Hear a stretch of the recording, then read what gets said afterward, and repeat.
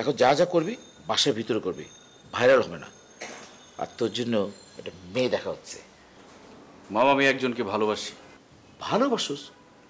মেয়েটা তো তোকে ভালোবাসে না। তুই যা যা ঘটনা ঘটেছস এরপরে মেয়েটা তোকে ভালোবাসে? আমি বিশ্বাস করি না। তোর তো ব্রেকআপ হয়ে গেছে। ব্রেকআপ হয় নাই, ভুল বোঝাবুঝি হয়েছে। ঠিক হয়ে যাবে, এসব হয়। না না, ব্রেকআপ হয়েছে। শোন, আমি যে মেয়েটা দেখছি অত্যন্ত বড় ঘরের মেয়ে। তার 3টা বোন আছে, বুঝছো? ছোট ছোট 3টা বোন আছে।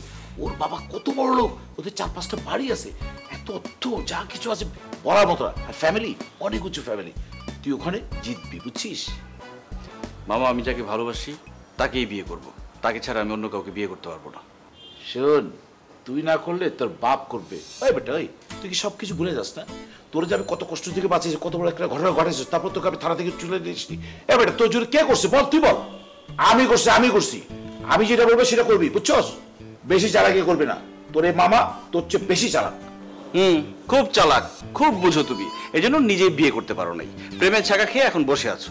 আর আমার ব্রেকআপ হয়নি, ভুল বোঝাবুঝি হয়েছে, সব ঠিকঠাক হয়ে যাবে। আমি ছাকা খেয়েছি? তোরে কে বললো? বলতে হয় না এসব, ছাকা খাওয়া মানুষ দেখলেই বোঝা যায়। কিভাবে বোঝা যায়? অনেকভাবেই বোঝা যায়। আর শোনো, তোমার দেখা মেয়েকে আমি বিয়ে করছি না, ক্লিয়ার এই ব্যাপার।